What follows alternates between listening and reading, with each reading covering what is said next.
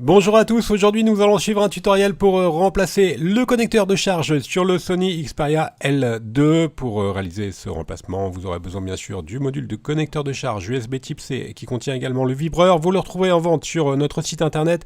Il vous sera livré avec le patron universel d'aide au montage pour vous aider à repositionner les éléments, les vis que l'on va enlever durant cette réparation.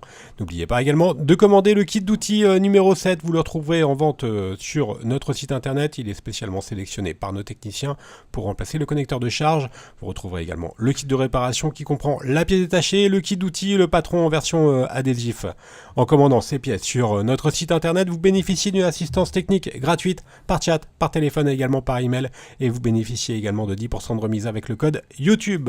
C'est une réparation qui est assez facile, la difficulté est notée 2 sur 5 et il faut compter environ 30 minutes pour remplacer le connecteur de charge sur le Sony Xperia L2. Si vous n'êtes pas sûr d'avoir un Sony L2, il suffit juste d'enlever le rack des cartes SIM et vous allez voir dans l'emplacement du rack, vous allez avoir une petite languette sur laquelle est inscrit le numéro de modèle de votre téléphone qui doit correspondre donc à H3111, H3331, pardon, H4311 ou H4331.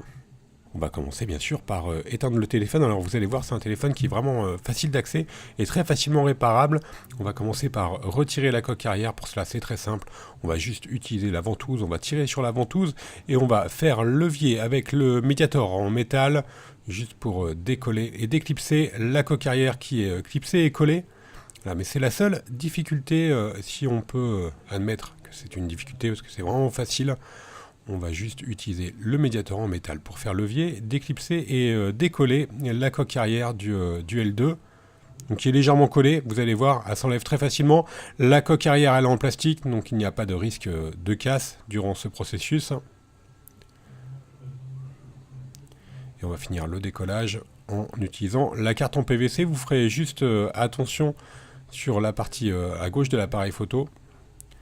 Et à gauche du lecteur d'empreinte digitale, justement à la nappe du lecteur d'empreinte digitale qui est sous la coque arrière. Vous faites juste attention à ce point-là, à ne pas glisser la carte à ce niveau-là pour ne pas endommager le lecteur d'empreinte. Donc là, la coque arrière, elle est toujours attachée au lecteur d'empreinte digitale. On va la relever vers le haut et on va simplement ensuite déclipser le lecteur d'empreinte digitale à l'aide de la pincette. Et on a un accès direct maintenant au téléphone. On va pouvoir maintenant déconnecter la batterie. Pour pouvoir l'enlever, avant de déconnecter la batterie, il va falloir enlever les 4 vis Torx qui maintiennent le cache supérieur. Donc ce sont des vis Torx 4 qui maintiennent donc le cache supérieur qui protège la carte mère et qui maintient également les différentes nappes. Et le cache, il comprend également la lentille de la caméra arrière. Voilà, donc on a juste enlevé les vis et ensuite on vient tout simplement déclipser avec la pincette le cache. Fait également office d'antenne, hein, vous avez vu les circuits sur le cache. Et maintenant on a un accès direct à la carte mère et l'on va pouvoir déconnecter la batterie à l'aide du levier en nylon. Nous allons maintenant nous intéresser directement au bloc haut-parleur externe qui est maintenu par 6 vis Torx 4. Donc vous retrouverez le tournevis Torx 4 dans le kit d'outils spécialement sélectionné. Et il nous reste juste à enlever les 6 vis Torx. Pensez bien à les repositionner sur le patron d'aide au montage. Et ensuite, une fois qu'on a retiré les 6 vis Torx, on vient tout simplement déclipser le module haut-parleur à l'aide de la pincette. Et en dessous, vous allez voir apparaître directement le module connecteur de charge qui nous intéresse. A noter que les réparations sont toutes assez faciles sur le Sony Xperia L2. La batterie également est très facile à changer. Voilà, on enlève le module haut-parleur externe et on a un accès direct au connecteur de charge que l'on va remplacer. Donc pour cela, on va commencer par déconnecter la nappe d'interconnexion qui relie le connecteur de charge à la carte mère et ensuite on va faire de même pour le câble coaxial qui est sur la droite qui lui gère la partie réseau du téléphone. Et enfin on vient simplement déclipser le module connecteur de charge à l'aide de la pincette en faisant levier sur plusieurs points. Et enfin on va pouvoir retirer directement le module connecteur de charge Alors faites attention aux différentes nappes. Voilà, la partie démontage est maintenant terminée. On va s'intéresser bien sûr au remontage. Pour cela, on va utiliser le nouveau module connecteur de charge que l'on va replacer sur son emplacement d'origine. Alors faites bien attention à bien encastrer le connecteur dans son emplacement d'origine. Et ensuite, on vient tout simplement repositionner la nappe d'interconnexion et le coaxial qui est sur la droite. Donc on va commencer par le coaxial.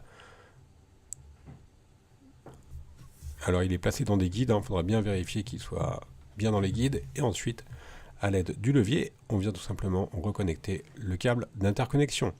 Il nous reste à remettre le module haut-parleur qui est maintenu par Sievis, je vous le rappelle. Donc il n'y a vraiment aucune difficulté particulière pour cette réparation. D'autant plus qu'il n'y a pas de collage obligatoire. La plupart des éléments sont clipsés ou vissés, donc c'est une réparation qui est assez facile. On va maintenant pouvoir reclipser le connecteur de la batterie et ensuite remettre le cache de la carte mère qui comprend également la lentille de la caméra arrière.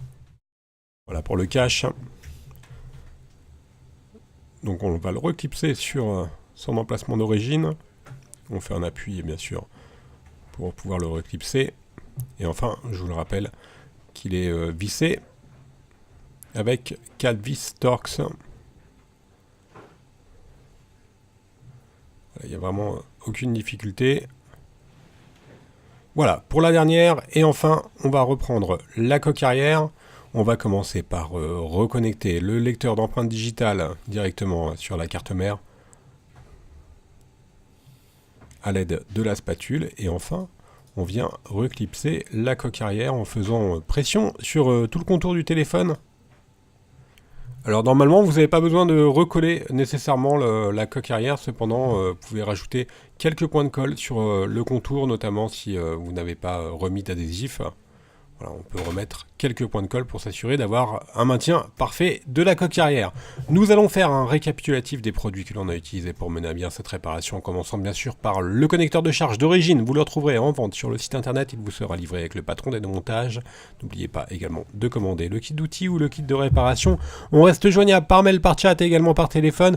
N'oubliez pas que vous bénéficiez de 10% de remise avec le code YouTube. Vous pouvez également nous retrouver sur les différents réseaux sociaux et n'hésitez pas non plus à vous abonner à notre chaîne YouTube. Merci à tous d'avoir suivi ce tutoriel et à bientôt pour de nouvelles vidéos.